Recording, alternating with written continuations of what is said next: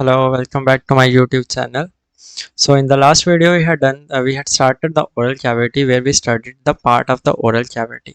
So what we did, let us revise that. तो हमने बात की थी कि जो माउथ है वो एक्सटर्नली जो है वो बॉर्डर्ड है या एक्सटर्नली जो है जो लिप्स जो है उसको कवर करते हैं. This is the lips. Externally जो ओपनिंग्स हैं माउथ की उनको कवर करते हैं लिप्स. लिप्स क्या है? Fleshy folds of skin, fleshy folds हैं जो कि माउथ की ओपनिंग को सराउंड करते हैं. उसके बाद ये टंग की बात करें कि at the base of the oral cavity there is the tongue that is attached to its base by the lingual frenulum. Lingual frenulum क्या था? It is a fold of mucous membrane. जो सबसे आउटर लेयर होती है GI tract की, उसके fold है जो कि हेल्प करता है टंग को अटैच करने में to the base, and it also prevent the tongue it's it also prevents the posterior or backward movement of the tongue. इसको रिस्ट्रिक्ट करता है, ज़्यादा बैक टंग जो है वो मूव ना करे, इसलिए भी लिंगुअल फ्रेनुलम जो है वो प्रिवेंट करता है इसको. उसके बाद ये जो वाइट से हार्ड स्ट्रक्चर दिख रहे हैं इनको बोलते हैं हम टिथ. ये जो ऊपर है जो रूफ है ओरल कैविटी का, ये बना है भैया पैलेट से, राइट. पैलेट भी दो तरह से होती थी. ये जो एंटीरियर पार्ट है इसको हम क्या बोलते थे? Anterior part of the palate is called what? Hard palette,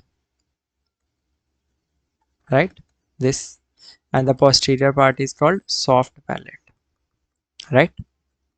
उसके बाद जो ये जो हैंगिंग स्ट्रक्चर है इसको हम बोलते थे ओव्यूला, राइट. ओव्यूला. ओव्यूला का अगर हम लिटरल मीनिंग भी देखें, लिटरल मीनिंग क्या होता है? लिटल ग्रेप, छोटा सा अंगूर की तरह जो है uvula. What do they do along with the soft palate? Uvula helps in closing the nasal cavity during the swallowing of food. ये सब हमने पढ़ा था. और ये जो लिप्स को गम्स के साथ अटैच कर रहा है, इस फ्रेनुलम को क्या बोलते थे? Labial frenulum. इतना सब हमने अभी तक पढ़ रखा था. अब हम आगे जाएंगे जब हम जो है टंग के बारे में स्टार्ट करेंगे. एक एक ऑर्गन पढ़ेंगे ओरल कैविटी का और जानेंगे कि क्या क्या ऑर्गन, क्या क्या उसमें फंक्शन है, क्या क्या स्ट्रक्चर्स हैं, वो सब पढ़ेंगे. तो सबसे पहले टंग की बात करते हैं. टंग क्या है? अगर आप टंग को हिला के देखो, can you move your tongue? Yes, everyone can move their tongue. Why? The tongue is a muscular organ but if we can move it by ourself. तो ये कौन सा मसल होगा? तो दो तरह का मसल होता है, तीन तरह का होता है बेसिकली, पर दो ब्रॉडली कहें तो स्मूथ मसल और स्केलेटल मसल. स्मूथ मसल को हम अपने विल से जो है मूव नहीं कर पाते, लेकिन जिसको हम अपनी विल से मूव कर पाए ऐसी मसल को हम क्या बोलते हैं? स्केलेटल मसल या वॉल्यूंटरली मसल. तो जो टंग है it is composed of skeletal muscle. Skeletal muscle का बना एक ऑर्गन है हमारा टंग. और जो टंग है उसका जो अपर सरफेस है, अपर और लेटरल सरफेस आल्सो. लेटरल समझते हैं? जैसे ये जो दिख रहा है ये अपर सरफेस है, लेकिन ये जो साइड पे टंग की जो सरफेस है इसको बोलते हैं हम लेटरल सरफेस. सो टंग का लेटरल सरफेस और upper surface they contain that is the uppermost layer of this tongue has raised projections. अगर टंग कुछ इस तरह से आप साइड से देखें तो इसके जो सबसे ऊपर वाली लेयर है वो ऐसे ऐसे ऐसे ऐसे, ऐसे करके रेज्ड नीडल लाइक स्ट्रक्चर बनाती है जिसको हम बोलते हैं papillae. What do this papillae do? This papillae contain many taste buds. कईयों में नहीं भी होता लेकिन mostly they contain the taste buds. What do the taste buds do? Taste buds contain the receptors for taste, जिनको हम क्या बोलते हैं? इनका नाम होता है एक. टेस्ट को बोलते हैं गस्टेशन, तो गस्टेटरी रिसेप्टर्स बोलते हैं. टेस्ट रिसेप्टर्स कह लो या गस्टेटरी रिसेप्टर्स कह लो, बात एक ही है. तो हमारा जो टंग है उसका जो सबसे ऊपर का सरफेस है, या कहो कि जो म्यूकोजा है वो रेज्ड है इनटू नीडल लाइक स्ट्रक्चर्स, जो ये जैसे यहाँ पे दिख रहे हैं. तो इन स्ट्रक्चर्स को हम बोलते हैं पैपिलाई। पैपिलाई में जो है वो टेस्ट बर्ड्स होते हैं। टेस्ट बर्ड्स क्या होते हैं? Taste bud contain the receptors. अब कोई भी सेंस, जैसे सेंस कितनी बहुत सारी सेंसेस है ना, हाँ, स्मेल की सेंस है, विजन की सेंस है, वैसे ही जो टेस्ट की सेंस है उसको सेंस करने के लिए, टेस्ट को सेंस करने के लिए हमें रिसेप्टर्स की ज़रूरत होती है। और वो रिसेप्टर्स कहाँ प्रेजेंट होते हैं? वो रिसेप्टर सेल्स इन्हीं टेस्ट बर्ड्स में प्रेजेंट होते हैं। अब पैपिलाई के बारे में थोड़ा जान लेते हैं कि पैपिलाई होता है, पैपिलाई के टाइप्स भी होते हैं। पैपिलाई का मतलब नीडल लाइक स्ट्रक्चर्स। तो नीडल लाइक मतलब जो टन के सरफेस पे ऐसे ऐसे रेज स्ट्रक्चर्स हैं उनको हम पैपिलाई बोलते हैं। पैपिलाई का क्या रोल हो सकता है? और देखो, अगर टन बिल्कुल स्मूथ होगी, अगर टन बिल्कुल ही स्मूथ होगी, इस पर कोई भी प्रोजेक्शंस नहीं होंगे, तो फूड जब आएगा तो फ्रिक्शन तो होगी नहीं फूड और टन में। तो फूड जब भी टंग उसको मूव करने की कोशिश या मिक्स करने की कोशिश करेगा सलाइवा से, तो वो टंग जो है वो टंग से फूड जो है स्लिप हो जाएगा। लेकिन if the tongue has such raised rough structures, तो क्या होता है, जितनी रफनेस होती है उतना क्या फ्रिक्शन ज़्यादा होता है, फ्रिक्शन से क्या होल्ड कर सकता है। तो tongue can easily move the food with the due to the presence of this papillae. और पैपिलाई आप देखोगे कोई जो कार्निवोरस ऑर्गेनिजम्स होते हैं जैसे टाइगर, तो इनके जो लिंगुअल पैपिलाई होते हैं ये काफ़ी शार्प होते हैं। इवन इतने शार्प होते हैं कि if they lick you for some time then you will start bleeding. इतने हार्ड पैपिलाई होते हैं। तो papillae they increase the friction between the food and the tongue also, so that friction help in the movement and mixing of the food with the saliva। तो पैपिलाई की बात कर रहे थे, पैपिलाई के टाइप्स, पैपिलाई के टाइप्स। तो टाइप्स ऑफ पैपिलाई, यस। सो पैपिलाई के टाइप्स में सबसे पहला हम बात करेंगे सर्कमवैलेट होता है एक। सर्कमवैलेट इन्वर्टर इस तरह से होते हैं। ये जो दिख रहे हैं बेसिकली ये सर्कमवैलेट ही है। और ये टंग के ये जो पोस्टीरियर पार्ट होता है इसमें एक ऐसे लेयर बना लेते हैं जैसे ये वाले हैं, तो इनको हम सर्कमवैलेट पैपिलाई बोलते हैं। दूसरा होता है फंजी फॉर्म। फंजी मतलब फंजाई क्या है? मशरूम भी तो फंजाई है, तो ये मशरूम शेप्ड होते हैं। यहाँ कहीं जो आपको दिख रहे हैं ये फंजी फॉर्म है, फंजी फॉर्म पैपिलाई।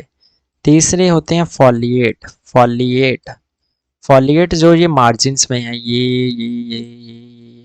इनको बोलते हैं लीफ लाइक। बेसिकली फॉलिएट का मतलब होता है लीफ लाइक।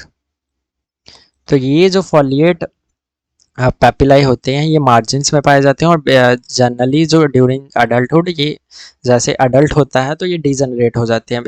जो स्मॉल बेबी होता है जैसे उसमें जो टेस्ट बर्ड्स हैं वो ज़्यादा होते हैं as compare to the adult, क्योंकि टेस्ट बर्ड्स जो हैं वो डिजनरेट होते हैं विद द एज। तो फॉलिएट जो पैपिलाई हैं ये जनरली ड्यूरिंग जैसे जैसे चाइल्ड जो है ग्रो करता है तो ये डिजनरेट हो जाते हैं। फोर्थ जो है वो हमारा है फॉलिएट के बाद कौन सा है? Filiform. Filiform papillae. What do this filiform? Filiform are like needle like और thread like। तो ये जो irregularly यहाँ यहाँ यहाँ यहाँ कोई जो टेस्ट जो पैपिलाई दिखेंगे उनको हम बोलेंगे filiform। Actually what they are doing, they are irregularly present, they are filling the tongue। Filiform filling the tongue। तो ये जो है these are the only papillae out of these four, these are the only papillae that do not contain the taste buds, don't contain taste buds. तो basically जो friction की हम बात कर रहे थे खाने और फूड और टंग के बीच में इंक्रीज करते हैं, तो उनमें जो बारी कंट्रीब्यूशन है वो ये फिलीफॉर्म पैपिलाई का होता है। सो पैपिलाई कितने प्रकार के हुए? 4 प्रकार के हुए। सर्कमवैलेट हो गई, they contain the many taste buds. Fungiform, they also contain taste bud. Foliate, they are present during the young age, but as the child grows they usually degenerate or disappear. And then we have the filiform papillae that don't contain the taste buds, but they tend to increase the friction between the surface of the tongue and the food. So these were the papillae. And what else we need to, this the median line in the tongue we call it septum। और ये जो पीछे दिख रहा है इसको बोलते हैं हम टॉन्सिल्स। लिंगुअल टॉन्सिल्स भी बोल देते हैं, लिंगुअल लिम्फोइडल टिश्यू होता है। ओके, और ये एपिग्लॉटिस है जिसके फंक्शंस हम आगे पढ़ेंगे। एपिग्लॉटिस का क्या रोल है, बहुत इंपॉर्टेंट रोल है एपिग्लॉटिस का। ओके, तो हमने यहाँ यहाँ पे पैपिलाई का एक स्ट्रक्चर दिया गया है जिसमें वैलिड पैपिलाई है, फिलीफॉर्म पैपिलाई है, फंजीफॉर्म पैपिलाई है और टेस्ट वर्ड दिखाया गया, और टेस्ट वर्ड को ऐसे जूम करके दिखाया गया। देखो एक ही पैपिलाई के अंदर कितने सारे टेस्ट वर्ड हैं, कितने सारे, और एक टेस्ट वर्ड को, टेस्ट वर्ड का काम क्या है, it houses the gustate receptor या taste receptor cells, gustatory receptor cells बोल दो या टेस्ट रिसेप्टर सेल्स बोल दो। तो ये जो सेल दिख रहा है आपको, this is the actual cell which will convey the sense of taste to these neurons. यहाँ से हमें ये सेल जो है सेंस करती हैं कि कैसा टेस्ट है, और फिर ये बाद में इंफॉर्मेशन देते हैं नर्वस सिस्टम को, जिससे हमें पता चलता है कि कैसा है, सॉर है, कैसा है। सो these contain the tactile, these are the hairs जिनको हम माइक्रोविलाई कह रहे हैं। ये these are the, और इन these are the receptor cells, these are the actual receptor cells, और जो ये अलग कलर में दिख रहे हैं these are the supporting cells that are supporting these taste receptor cells, and then we have the basal cells that are lying at the base। और ये जो आपको अराउंड में जो cells दिख रहे हैं इस तरह से, which kind of cells are these, which kind of epithelium is this, this is the uh, stratified, because you can see many layers are there, stratified squamous epithelium। If you take a toothpick and you roll it on your cheek, cheek के अंदर की तरफ से अगर आप एक toothpick को लें और उसको रोल करें और देन एक स्लाइड पे उसको रोल कर दें एंड देन उस पर अगर कोई डाई डालें जैसे मिथाइलिन ब्लू और माइक्रोस्कोप के अंदर देखें तो आपको इस तरह के सेल्स दिखाई देंगे जिनको स्ट्रेटिफाइड स्क्वामस एपिथेलियम कहते हैं। ओके, चीक सेल, चीक एपिथेलियम भी है। सो this was about the tongue. और टेस्ट की बात करते हैं कि टेस्ट कितने प्रकार का है। ठीक है, एस एस एस और बी और U, these are the 5 type of tastes, जिसमें स्वीट आ जाता है, सोअर आ जाता है, और साल्टी आ जाता है, बिटर आ जाता है, और U, this is the new one, umami. Okay, so these are the different types of taste. First, पहले जो ये कहा जाता था कि टंग का जो डिफरेंट डिफरेंट एरिया है, जैसे यहाँ पे स्वीट होगा, यहाँ पे बिटर ज़्यादा फील होगा, यहाँ पे कुछ, यहाँ पे कुछ, तो सर्टन एरियाज होते थे जहाँ पे ऐसा कहा जाता था कि ये एरिया जो है इस टेस्ट को डिटेक्ट करता है, बाकी कोई नहीं करता। लेकिन अब माना जाता है कि पूरे ये जो है डिफ्यूज़ तरीके से, मतलब ये ज़रूरी नहीं है कि एक पर्टिकुलर रीज़न सिर्फ एक ही टेस्ट को डिटेक्ट करता है। it may detect two or many other kind of taste, and maybe a different part of the tongue may sense more than one kind of taste। Okay, so sweet taste, sour taste, salty taste, bitter taste, umami। umami is what, जो Maggi खाने के बाद आता है ना, tasty, delicious, वो वाली चीज़ें। और किसकी वजह से होता है, ग्लूटामेट। ग्लूटामेट एक क्या है, अमाइनो एसिड है, गेस। हाँ, तो जैसे जो चाइनीज़ खाना खाते हैं तो अजीनोमोटो डाला जाता है, राइट। अजीनोमोटो क्या होता है, उसमें होता है monosodium glutamate. This is the taste enhancer used in many those Chinese dishes and the very tasty dishes that you feel। so ये ग्लूटामेट की वजह से उमामी टेस्ट आता है, जितने भी डिलीशियस चीज़ें हैं उनमें ग्लूटामेट होता है। स्वीट टेस्ट जो है बेसिकली कार्ब से आता है, जैसे फ्रक्टोज हो गया, है ना, जेलेक्टोज, ये सब चीज़ों से, सुक्रोज, ये सब स्वीट टेस्ट को देते हैं। Sour taste is H positive ions, जिस चीज़ में हाइड्रोज एच पॉजिटिव आइंस ज़्यादा होंगे वो ज़्यादा सॉल्टी दिखता है। जैसे जो एसिडिक फूड होते हैं उनमें हाइड्रोजन आइन की कॉन्सेंट्रेशन तो ज़्यादा ही होगी, तो वो जो एसिडिक फूड होते हैं जैसे लेमन हो गया, ये सब सॉर होते हैं क्योंकि इनमें एच पॉजिटिव आइंस की कॉन्सेंट्रेशन ज़्यादा होती है। साल्टी होती हैं due to presence of sodium ions, जैसे सोडियम क्लोराइड आप खाते हैं तो वो साल्टी टेस्ट ये देता है। बिटर में पॉइजनस चीज़ें भी आती हैं, साइनाइड वगैरह, है ना। तो मोस्टली जो बिटर बिटर टेस्ट है वो हार्मफुल चीज़ों से आता है। सो व्हेन यू तो इसीलिए जब बिटर खाना खाते हैं तो एक सेंस आता है कि इसको वॉमिट आउट कर दें। तो this is a protective mechanism as well. तो ये सारे टेस्ट थे स्वीट, सॉर, साल्टी, बिटर और उमामी। अच्छा, हम बात कर रहे थे टंग की। ये टंग है, it is attached to its base by lingual frenulum, right.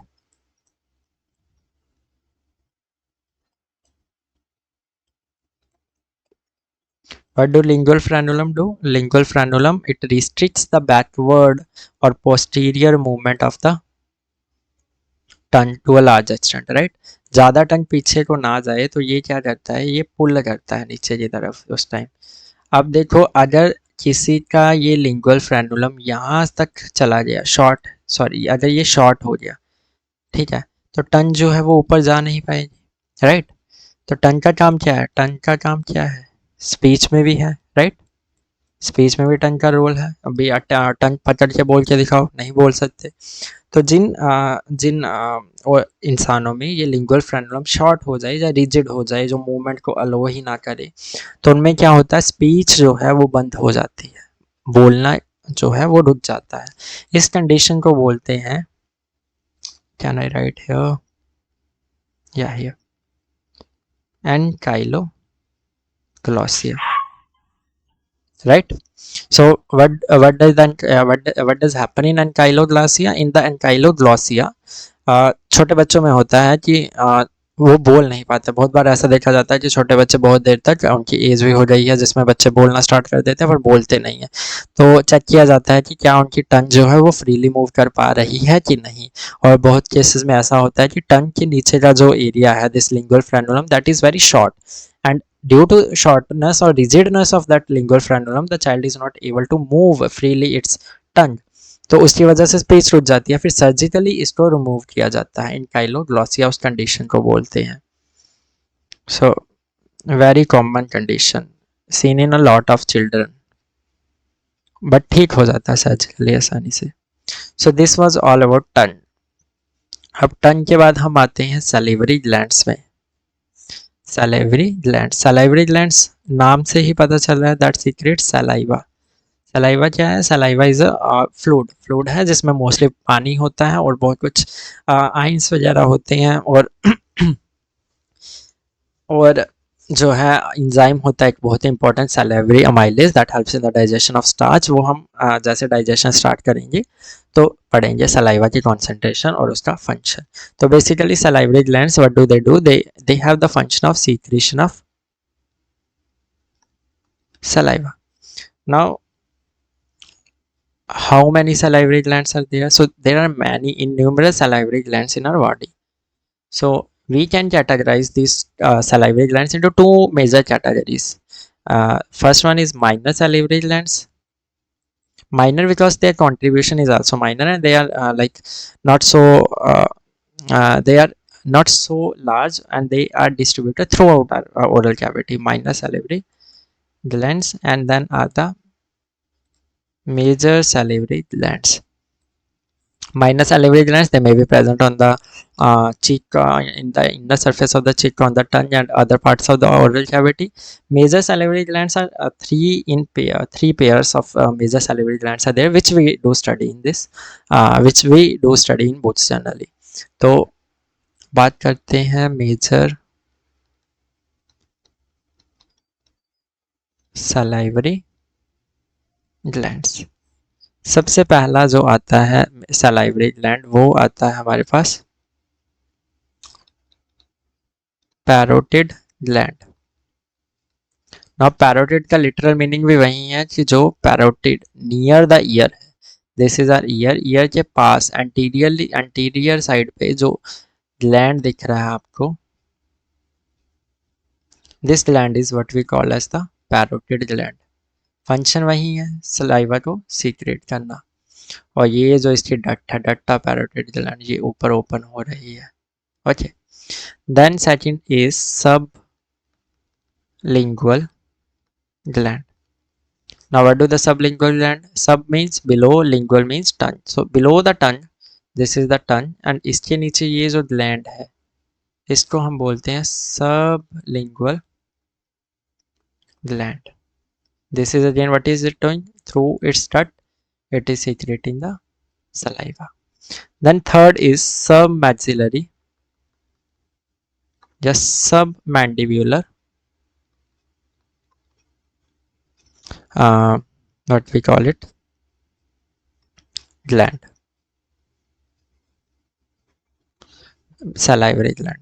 So this is here, जो sublingual gland है उसके भी पीछे lower jaws में ये same like this. This is also secreting the saliva through its opening. So these are the three major salivary glands. What do?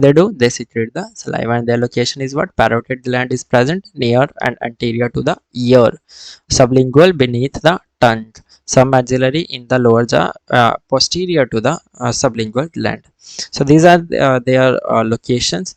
And other duct, where do they secrete their content or their saliva? तो parotid gland जो है upper second molar teeth, वहां पे इसकी opening होती है, जो parotid gland की सीक्रेशन ये जो ऊपर देख रहे हो, तो ये जो टीथ दिख रहा है, this is the upper second, what is it called,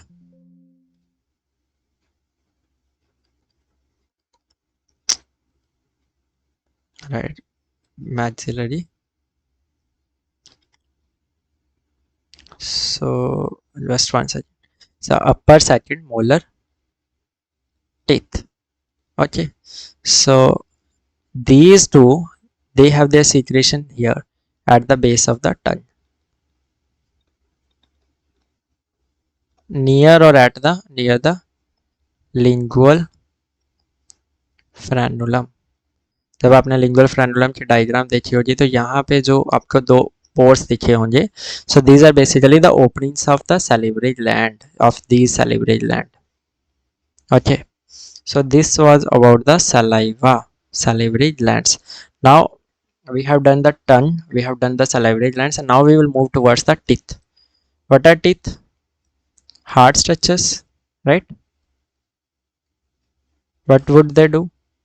They help in grinding, chewing, cutting, tearing of food. और भी कुछ काम हो सकता है. यस, डिफेंस में काम कर सकते हैं, right. When it may help in defense, it may help in in cutting, chewing also, hunting also. These teeth do help there. So first of all we have to do the structure of teeth. Let me write structure of teeth. Teeth का structure करते हैं. Teeth का structure देखेंगे तो ये कुछ इस तरह से दिखता है, ये राइट. ये जो सबसे ऊपर की लेयर आपको जो विजिबल है, इसको बोलते हैं enamel. Enamel is the hardest substance in our body. So enamel is the hardest because it has to prevent the inner part of the teeth from the external damage. जैसे हम food को grind chewing कर रहे हैं, hard चीज़ें खा रहे हैं, तो this is the enamel which protects the teeth. अगर हम इनेमल को हटा दें तो उसके अंदर देखिए तो ये कुछ इस तरह का दिखेगा, इस तरह का स्ट्रक्चर होता है. इसको हम बोलते हैं dentine. Dentine. It is also a very hard substance made up of calcium salts, calcium phosphate actually. इसका बना होता है, तो ये काफ़ी हार्ड होता है. अब जैसे हम कैल्शियम, इसकी बात कर ली हमने डेंटाइन के अंदर, ये सारा डेंटाइन है, तो डेंटाइन के अंदर एक कैविटी होती है. कैविटी ये वाली, ये सारी कैविटी है. इस कैविटी में पल्प भरा होता है. पल्प समझते हैं? पल्प जैसे जूस का पल्प होता है, वैसे ये पल्प, जैसे ऑरेंज पल्प, मैंगो पल्प. तो पल्प क्या होता है? सेमी सॉलिड, सेमी लिक्विड सा होता है, सेमी सॉलिड काइंड का ऐसे मटेरियल होता है जो कि डेंटाइन के अंदर एक कैविटी होती है, उसमें भरा होता है. और उस लिक्विड में, उस पल्प में क्या होता है? बहुत सारी ब्लड वेसल्स होती हैं, लिम्फ वेसल्स होती हैं, और न्यूरॉन्स होते हैं, या नर्व फाइबर्स कह सकते हैं. ठीक है. तो ये सब यही है, ये these are the blood vessels. यहाँ पे कहीं लिम्फी होगा, ये जो है न्यूरॉन समझ लो। तो ऐसे जो है ये पल्प कैविटी में होता है। दैट गिव्स द, जब इनेमल किसी का हट जाता है, होता है ना, कैविटी हो जाता है, तो कितना पेन होता है। तो वो पेन क्यों होता है? क्योंकि ये पल्प एक्सपोज हो जाती है, और पल्प के अंदर क्या है, न्यूरॉन्स वगैरह है। तो जब वो न्यूरॉन से कुछ स्ट्राइक करेगा तो वो पेन तो होगी ना, क्योंकि neurons are the sensitive cells, तो they sense the pain also. So this pulp cavity it extends downward, नीचे को जाती है ऐसे ऐसे ऐसे, जैसे दो टांगे होती हैं, राइट। तो इसको हम बोल देते हैं रूट कैनाल। ओके, सो जिनमें कैविटी ज़्यादा देर हो जाती है तो ये पल्प कैविटी जो है इन्फेक्टेड हो जाती है, और रूट कैनाल भी से जो है जो नर्व्स जाती है तो काफ़ी पेनफुल कंडीशन होती है, तो उस RTC किया जाता है, root canal, RCT, root canal therapy. So in this therapy, this first of all this stuff is removed, then it is filled with some kind of hard tissue, hard substance. सो उसके बाद ऊपर एक cap लगा दी जाती है, जिससे कि ये जो है कैविटी पूरी भर जाए, और जो है ये न्यूरॉन्स जो हैं ये सेंस ना कर पाए पेन को। तो ये रूट कैनाल थेरेपी इन डेंटिशन, ये सॉरी, हाँ, डेंटिशन में होता है। सो ये अगर ऊपर का स्ट्रक्चर देखें टिथ का, तो इस एरिया को रुको एक minute, let me use another pen. So ये जो एक्सपोज्ड पार्ट है जो हमें दिख रहा है, इस पार्ट को हम बोल देते हैं crown, right. Crown, this part is known as the crown. और क्राउन के नीचे का थोड़ा सा पार्ट जिसके अराउंड गम्स है, इसको बोल देते हैं हम नेक। और जो बाकी का पार्ट अंदर तक है, इसको बोल देते हैं root. So in a typical structure of a teeth externally अगर हम देखें तो जो एक्सपोज्ड पार्ट है अबव द गम्स, इसको क्राउन बोलते हैं। जो मिडल का पोर्शन है जिसके अराउंड गम्स दिखते हैं, वो है हमारा नेक। और जो इनर लॉन्गर जो स्ट्रक्चर है अपने टिक का, उसको हम बोल देते हैं रूट। ओके, सो ये जो साइड पे दिख रहा है आपको red red, these are the gums. Okay, and these are the bones के सॉकेट्स होते हैं। ये देखो, ये जो हमारा टिथ है, it is embedded in a socket, ऐसे सॉकेट बने हुए हैं बोन में। ये बोन किसका है? लोअर जॉ का बोन है ना, तो ये ज़्यादा बोन ही है, ये बोनी सॉकेट कह लो लोअर जॉ के। Okay, so this was about the structure of teeth, how a teeth looks like. तो अगर रिवाइज करना है तो हम कर सकते हैं। ये टीथ का ऊपर वाला पार्ट होता है जिसको हम इनेमल कहते हैं।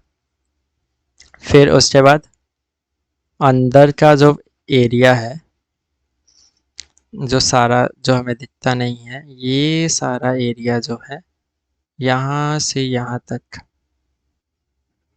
अंदर का जो है, ये डेंटाइन से बना हुआ है, राइट। और यहाँ पे आ जाते हैं हमारे, जस्ट वन सेकेंड, ये हमारे गम्स आ जाते हैं यहाँ पे ऐसे और ऐसे, और गम्स ये तो आगे दिखता ही नहीं है ना, तो these are the gums.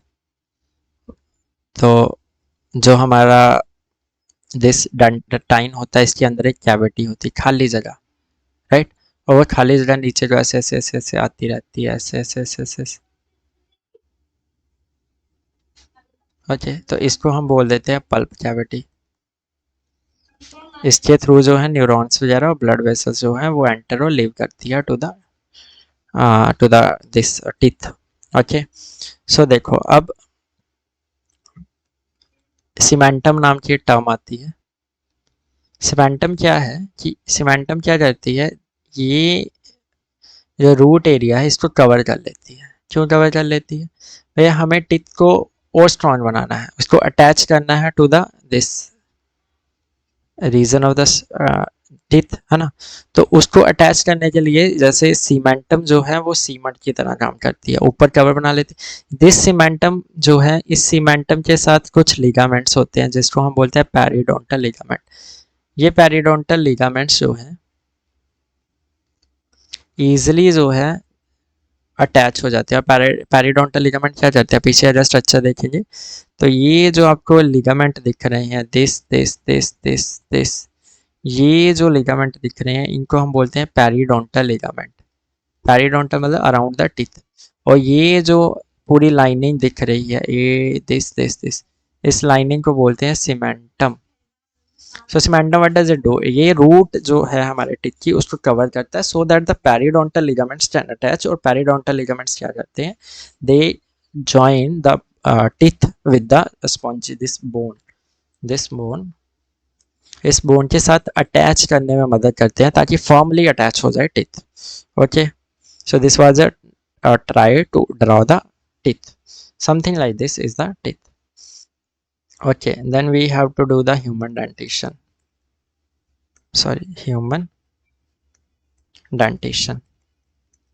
What types of teeth?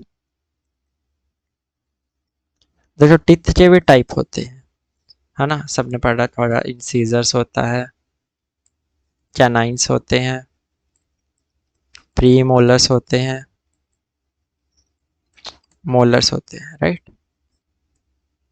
Incisors क्या होते हैं, आगे वाले इस तरह के दांत, राइट। सो जो फ्रंट पे सबसे एंटीरियर टीथ हैं वो इंसीजर्स हैं। हेल्प जिसमें करते हैं, कटिंग में। जैसे आपको एक एप्पल खाना है तो एप्पल को बाइट करेंगे तो कट करने के लिए क्या चाहिए, इंसीजर्स हैं। कैनाइंस जैसे टीथ होते हैं, दीज आर द पॉइंटेड, इस तरह से पॉइंटेड एंड्स होते हैं इनके। और what do they do, they help in tearing, especially they are higher, जो मीट ईटिंग कार्निवोर्स होते हैं उनमें तो होते ही कैनाइंस है, that helps in tearing the organism. तो ये जो है कार्निवोरस टाइप के लिए अडेप्टेड है। और प्री मोलर्स और मोलर्स की बात करें तो इनके सरफेस कुछ इस तरह से नीचे से होते हैं, ग्राइंड करने के लिए, ग्राइंड या क्रशिंग बोल दें। So these are the premolars and molars are the teeth. So this is the type of teeth that we find in human beings. अब human beings में हम जो है different types of बात करते हैं कि हमारे टिथ्स को क्या क्या नाम दिया जाए। सबसे पहले हमारे डेंटिशन को बोल दें। हमारा डेंटिशन कैसा है, पहला है थिकोडोंट। थिकोडोंट, थिको मीन्स एम्बेडेड, राइट। सो हमारा जो थिको मीन्स सॉकेट्स एक्चुअली। सो हमारा जो टिथ है, they are not lying like this is something, and teeth are not lying like this. What is this, something like this, teeth are here. So some sockets are there, some socket, some depression is there. So teeth are embedded in the bony sockets, that is why the name thicodont. So अगर कोई dentition जब पूछे आपका dentition कैसा है तो हमारा dentition कैसा है, थिकोडोंट। दूसरा diphyodont, di means two, हमारे दांत कैसे होते हैं, टू टाइप्स और two sets of teeth are there.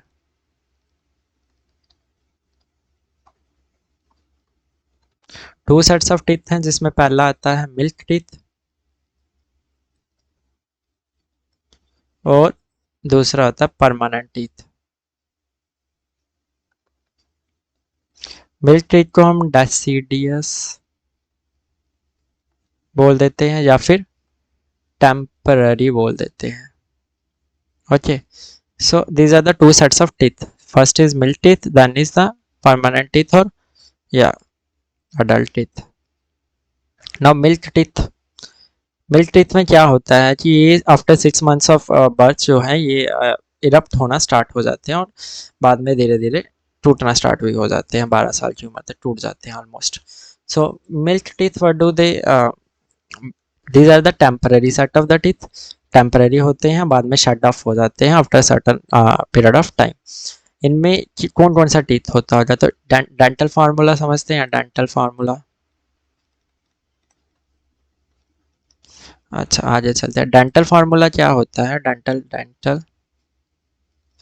Formula, dental formula क्या करता है, it gives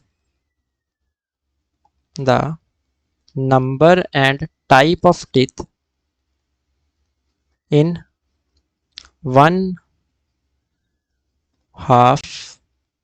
of each jaw in the mouth।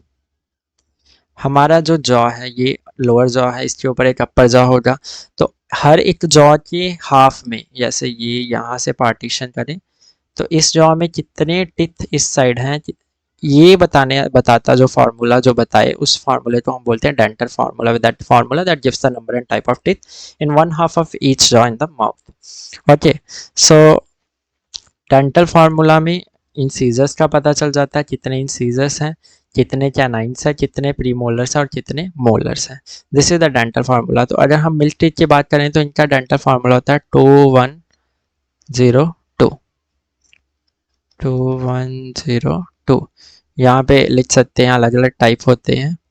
जैसे ये पहला इंसीजर्स के लिए होता है, दूसरा कैनाइन्स के लिए होता है, तीसरा प्री मोलर्स के लिए होता है, ये मोलर्स के लिए होता है. तो in the if we see the milk teeth, if we see the teeth of a child, then we can see that the premolars are absent. Premolars absent होते हैं बच्चों में, बल्कि प्री मोलर्स की जगह पे molars जो हैं वो होते हैं. Okay, and then in the adult we have the formula 2123. So in the adult, when the milk teeth are shed off, so we do have this 2123, 2123. This is 1. Okay, so this is incisors, this is canines, this is premolars, this is molars. So this is the dental formula of an adult human, or this is of a child. Okay, so क्या होता है कि usually जो है 32 दांत बन गए ना, ऊपर वाले काउंट करो, नीचे वाले काउंट करो, मल्टीप्लाई बाय 2 कर दो. 3 2 5 1 6 6 2 8, 3 2 5 5 4 3 8 8 8 16 16 इंटू 2 32 हो गया ना, 32 टीथ. सो क्या होता है कि जो एडल्ट होते हैं उनमें जो ये मोलर्स हैं, ये 3 दिखाई दे रहे हैं, लेकिन मोस्टली सब में कितने होते हैं मोलर्स? 2 ही होते हैं. 3 की जगह 2 मोलर्स होते हैं. लास्ट जो मोलर होता है वो क्या होता है कि जॉ हमारा जो है विद द इवोल्यूशन ये छोटा पड़ गया है, और जॉ छोटा पड़ने की वजह से ये मोलर जो है ये एडजस्ट नहीं कर पाता है. तो क्या होता है, जब ये इरप्ट करने की, वैसे तो इरप्ट ही नहीं होता बहुत सारों में, लेकिन जब इरप्ट करने की कोशिश करता है तो क्योंकि प्रॉपर स्पेस नहीं मिल पाता है तो ये पेनफुल हो जाता है इरप्ट करना. तो बाद में सब क्या करते हैं, मोलर्स को निकलवा देते हैं विद द टाइम. ओके, या so these are the incisors, these are the canines, this is the dental formula I have written beside. So with this we complete our this video, today's video. We have done, what we have done, we have done the tongue, we have done the salivary glands. और एक और चीज, just 1 second, I should tell you that in some cases what happens, एक virus होता है, उसका infection होता है, पैरामिक्सो वायरस कहते हैं उसको. तो what does that virus do? It causes the inflammation of parotid glands. तो parotid glands की इन्फ्लामेशन हो जाती है, बहुत सारे बच्चों में इन्फ्लामेशन हो जाती है. So what does inflammation do? इससे क्या होता है, इस कंडीशन को बोलते हैं मम्प्स. मम्प्स से क्या होता है कि जो गाल है, जो चिक का एरिया, वो काफ़ी फूल जाता है, और फूल जाता है और बहुत बड़े बड़े गाल हो जाते हैं. इसको हम लोकली बोलते हैं तो पब्बू निकलना. So this mumps what do they do, इसकी वजह से फीवर होता है, बहुत सारे होते हैं, और विद द मेडिकेशन ठीक भी हो जाता है. तो ये मम्प्स कंडीशन है, इन्फ्लेमेशन ऑफ पैरोटिड ग्लैंड में हो जाता है, बहुत सारे बच्चों में होता है. So okay, with this we complete our today's video. Thank